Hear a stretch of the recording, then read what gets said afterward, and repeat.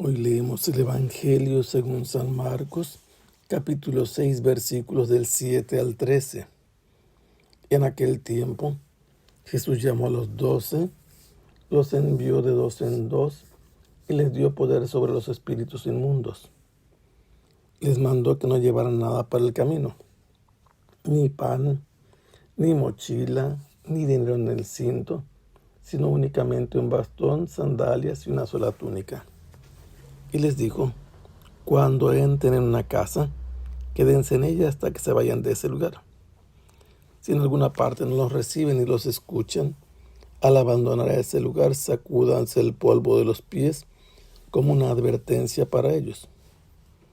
Los discípulos se fueron a predicar la conversión, expulsaban a los demonios, ungían con aceite a los enfermos y los curaban.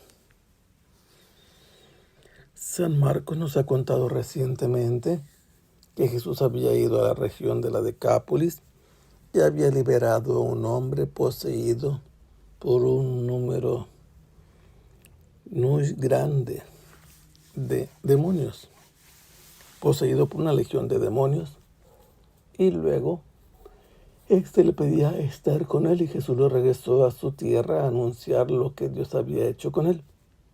Y regresaron a la tierra de Israel, a Galilea, donde la gente se dio cuenta de su presencia, y vino un jefe de la sinagoga llamado Jairo, que tenía a su hija en agonía, y le pidió que le fuera a imponer las manos.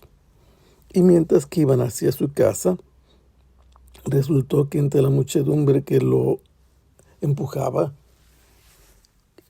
sintió Jesús que alguien le había tocado el manto y se detuvo preguntando quién había sido, porque él había sentido salir de él una fuerza curativa.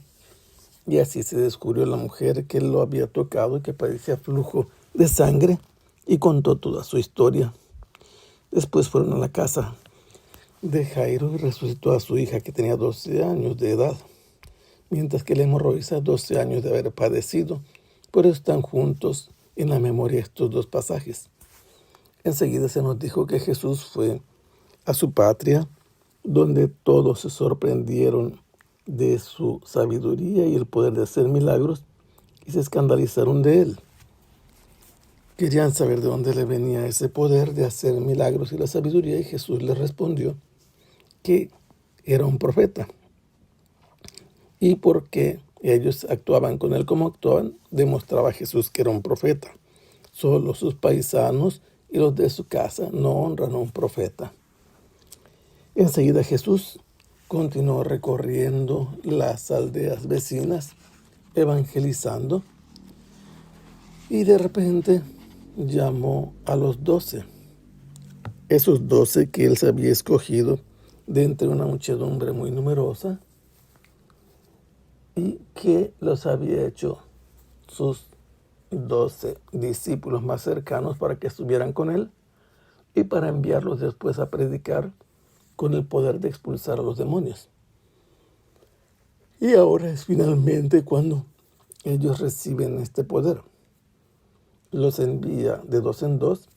Es interesante notar en las listas de los 12 apóstoles que se van mencionando precisamente en parejas, porque la tradición marca que así fueron ellos a anunciar el Evangelio como Jesús los mandó.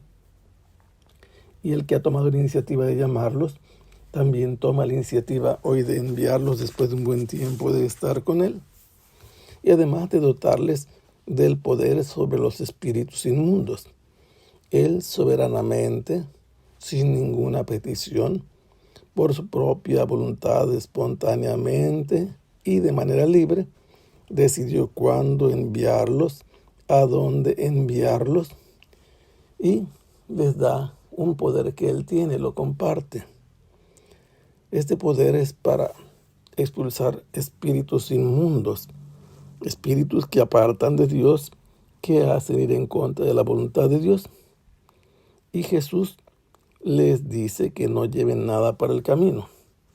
Y eso de no llevar nada para el camino es una instrucción importante para que ellos tengan confianza en la providencia de Dios. no pueden llevar lonche ni provisiones en alguna alforja. En aquel tiempo se usaba un cinturón doble para guardar en el interior el dinero, y tampoco podían llevar dinero en el interior del cinto. Solamente podían llevar un bastón. ¿Y ese bastón por qué? Porque tienen que caminar bajo el sol, y de repente el sol calcinante de la Palestina debilita a las personas, aparte de que caminaban sobre zonas calcáreas y se podían resbalar con sus sandalias, que también les son permitidas llevarlas. Y una sola túnica. Llevar una sola túnica nos muestra una de las costumbres de entonces. Llevaban puestas dos túnicas, una encima de la otra, y cuando la exterior se ensuciaba, se la quitaban y entonces se quedaba la interior. Él les dio instrucciones también para la misión directa. Lo primero fue de cómo debían ir, cuál era su equipaje, y realmente su equipaje solo confiar en la providencia de Dios. De ellos no debe haber ningún recurso, ninguna reserva ni provisión. Les dice que en cuanto lleguen a algún lugar y en una casa los reciban, entre los hebreos y la gente del oriente cercano, la hospitalidad es sacratísima, y por eso van a encontrar quien les brinde la recepción, la bienvenida en sus propias casas. Pero ellos, por orden de Jesús, deben permanecer en esa casa. Deben estar allí hasta que terminen su misión en ese lugar. Esto además los hace confiar en la providencia de Dios y no andar buscando mejores condiciones, un lugar más confortable, unos alimentos más exquisitos, o unas personas que les sientan o con las que estén más a gusto. Ellos deben confiar en lo que Dios les ha dispuesto y deben permanecer en esos sitios sin andar buscando mejorar o sin menospreciar a aquellos que los reciban. Pero además de la gente que los puede recibir, también hay quienes no los van a recibir, ni siquiera los van a escuchar. Y esto es la otra posibilidad. Unos los van a recibir, otros los van a rechazar, otros los van a evitar. Pero donde no los reciban, la manera de conducirse de los discípulos debe mostrar a los que no los han recibido que entre ellos no hay nada en común. Ese es el signo que Jesús les manda hacer: sacudirse el polvo de los pies. Y esta es una advertencia contra ellos. Por una parte es que nada tienen en común, pero por otro lado es como una señal de que tendrán que convertirse en polvo.